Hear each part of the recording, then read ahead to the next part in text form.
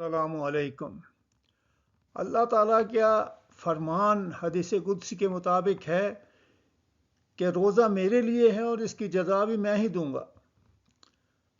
مسلمانوں کے لیے سحری میں تاخیر کرنا اور افطاری میں جلدی کرنا سنت ہے اور شوگر کے مریضوں کے لیے ضروری بھی ہے۔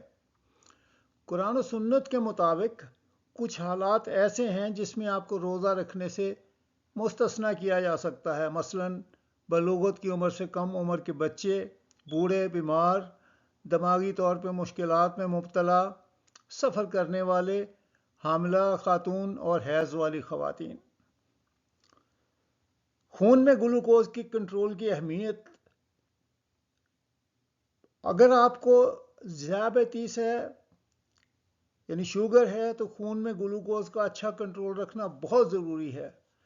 اگر خون میں گلوکوز کی سطح بہت زیادہ دیر تک رہتی ہے، زیادہ ہائی رہتی ہے، تو آپ انتہائی بیمار ہو سکتے ہیں۔ اچھا گلوکوز کنٹرول مستقبل کی پیچیدگیوں جیسے اندھے پن، دل کی بیماری، فالج، اعصابی نقصان اور گردے کی بیماری کو ختم کرنے میں مدد کرتا ہے یا کم کرنے میں مدد کرتا ہے۔ لہذا رمضان کے دوران اپنی دیکھ بھال کرنا بہت ضروری ہے۔ اگر آپ کسی بھی وقت بیمار محسوس کریں تو ضروری ہے کہ آپ اپنا روزہ توڑ دیں۔ اللہ تعالیٰ کا حکم ہے کہ اپنے ہاتھوں کو اپنی تباہی کا باعث مت بناؤ۔ ڈائبٹیز کے ساتھ یعنی شوگر کے ساتھ روزہ رکھنے کے ممکنہ خطرات ہائپر گلائسیمیا، ہائپوگلائسیمیا اور پانی کی کمی ہیں۔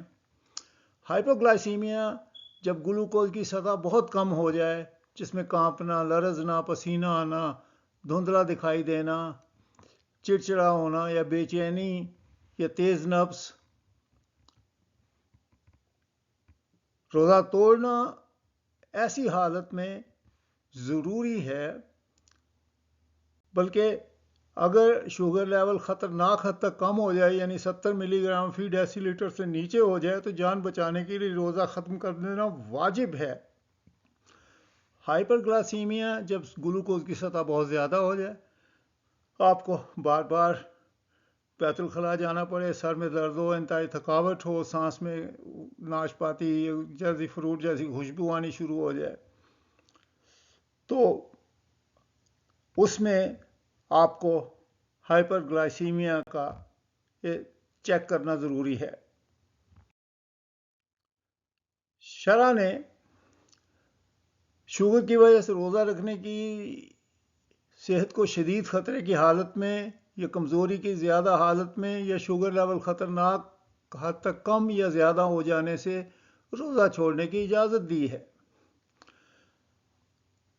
قرآن شریف میں فرماتے ہیں کہ روزے کے لیے دن کی تعداد مقرر ہے، لیکن جو تم میں سے بیمار ہو یا سفر پہ ہو تو رمضان کے بعد اتنے ہی دنوں کے روزے رکھے۔ جو لوگ صرف انتہائی مشکل کے ساتھ روزہ رکھ سکتے ہیں، ان کے لیے ہر روزے کا معاوضہ کسی مسکین کو کھانا کھلا کر دیا جا سکتا ہے۔ اسی طرح اجازت ہے کہ قضاء اور فدیہ بھی دیا جا سکتا ہے۔ اگر آپ مستقل بیمار ہیں اور روزہ نہیں رکھ سکتے تو ہر روزے کے بدلے فدیہ یعنی مسکین کو کھانا کھلانا ہوگا۔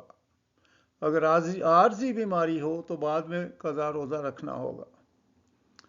اب یہ یاد رکھیں کہ گلوکوز چیک کرنے سے آپ کا روزہ نہیں ٹوٹتا۔ اسی طرح انسولین یا انجیکشن جلد کے ذریعے لیا جائے تو بھی روزہ نہیں ٹوٹتا۔